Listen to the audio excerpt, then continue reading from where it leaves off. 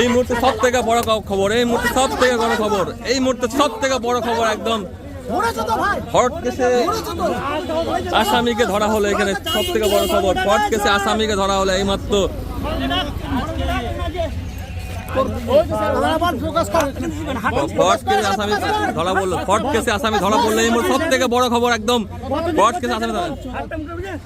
বর্ধমান শহরে ঘটে গেল এক চাঞ্চল্যকর ঘটনা। গোলাপবাগ ট্রাফিক ওসি পিকু দাসের সক্রিয় সহযোগিতায় অনলাইন প্রতারণার টাকা তুলতে এসে হাতে নাতে ধরা পড়ল অভিযুক্ত শেখ মহিদুল। জানা গিয়েছে শেখ জুয়েল নামে এক দোকানদারের স্ক্যানারে প্রথমে টাকা পাঠাতো অভিযুক্ত শেখ সাইদুল।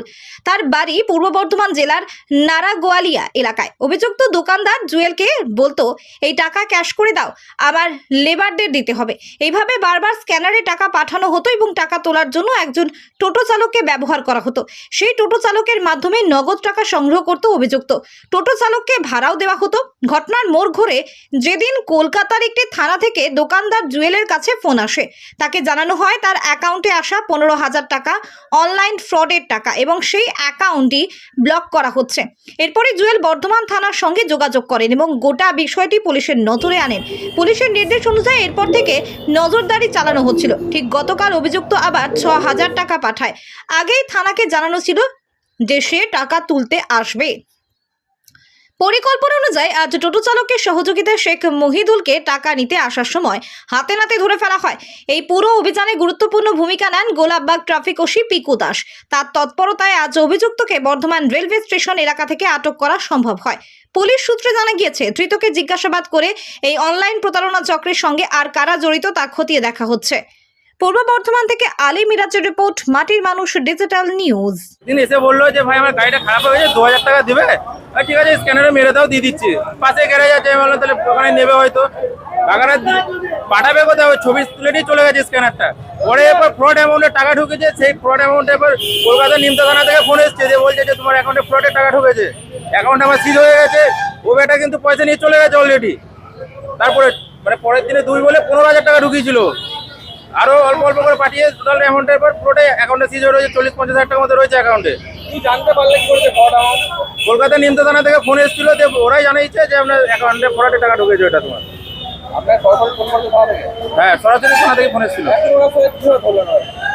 এরপর ও পুনরায় ওকে কিন্তু ধরার জন্য আগে ওকে কিছু জানায়নি যে ভাই ফ্রডের অ্যামাউন্টটা হয়েছিল কি কিছু, ওকে জানায়নি গো।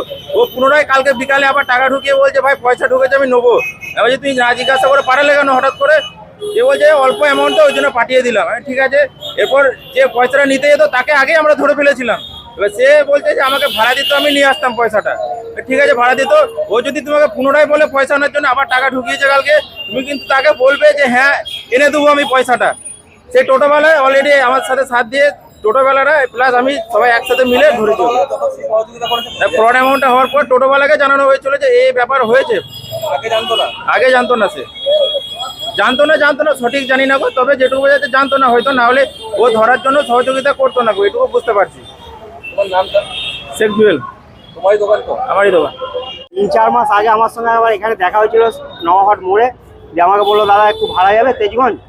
যে আমি তেজগঞ্জ ভাড়া নিয়ে গেলাম। যে আমাকে নিয়ে গিয়ে ওখানে গিয়ে বললো যে দাদা আমার এখানে অনেক ব্যবসা আছে, তো আমার অনেক জায়গায় যেতে হয়, টাকা পয়সা ওটাউটি করতে হয়, আমার সবসময় সময় হয় না, তো আপনি কি এইসব করতে পারবেন আমার? আমি বললাম হ্যাঁ পারবো না কেন, আপনি যাবেন আমার সঙ্গে, বা আপনি বলে দিলেন হয়তো নিয়ে চলে এলাম। দিয়ে 4-5 মাস আগে ওটা হয়ে গেছিলো, তারপরে উনি আমার সঙ্গে যোগাযোগ করেননি।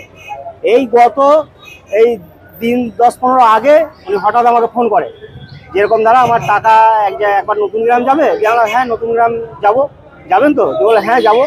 উনি আর স্টেশনে আসেন, স্টেশনে এসে আমাকে বললেন যে আমার এখন যাওয়া হবে না, আমার একটু শরীরটা অসুস্থ আছে, তো আপনি একবার নতুন গ্রাম যান, আপনি গেলেই ওখানে দেখবেন সব বলা আছে, আপনাকে টাকা দিয়ে দেবে।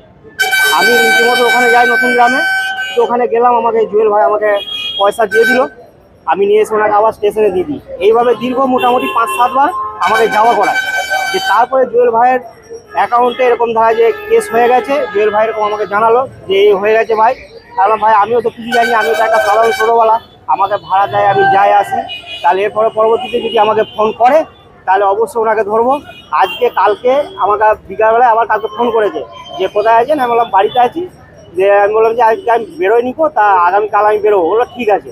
যে আমাকে আজকে আবার ফোন করেছে যেরকম দ্বারা ওখানে আবার একটা টাকা ঢুকেছে, তো আপনি যান গিয়ে টাকাটা নিয়ে আসুন।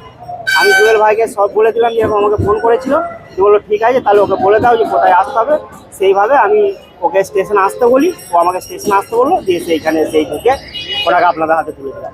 কি করেছো? আমি টিকিটের কাজ করি। কি করেছো আজকে, কি ঘটনা ঘটেছে? আজকে আমি একজনকে আমার টিকিটের কাজের পেমেন্ট পাঠিয়েছিলাম, ওই পেমেন্টটা আমি আনতে গিয়েছিলাম, যে আমাকে করে বললো তোমার যে অভিযোগ আছে তুমি বারবার অনেকবার টাকা পাঠিয়েছো, সেই টাকাগুলো ফ্রড টাকা, সেই টাকাগুলো কোথা থেকে পাঠিয়েছো? আমার টিকিটের কাজের টাকা। কিসের টিকিটের কাজ? আমি ট্রেনের টিকিটের কাজ, ওপেনিং তৎকাল এসব করি। তাহলে ওই টাকাটা ফ্রড অ্যামাউন্ট বলছে, তাহলে ওখান থেকে তোকে থানা থেকে পুলিশ ফোন করে তো টাকাটা তুলতে হবে। যদি ফ্রড এমন থাকে সেটা তার জন্য আমাকে দায়ী হতে হবে, আমি দায়ী হব। তুমি অন্যজনের অ্যাকাউন্ট থেকে এইভাবে স্ক্যানার দিয়ে ফ্রড করছো, সেটা তারা অভিযোগ করছে। কিন্তু যদি ওটা হয়ে থাকে তার জন্য আমি দায়ী হব। কোথায় বাড়ি তোমার? আমার হচ্ছে নারাবলিয়া পালিশি। হ্যাঁ, নারাবলিয়া পালিশি। আপনাকে কে কাজ করতে দিয়েছে, মানে আপনার মালিককে? মালিক না, আমি নিজেই করি। আপনি নিজেই হ্যাঁ। করেন? এর আগে কি এরকম আর কতগুলো কাজ করেছেন? এর এখানে এর সঙ্গে করেছিলাম আর কি, কার সাথে? ওই জুয়েল এর সাথে এর অ্যাকাউন্টে আমি ইয়ে করতাম।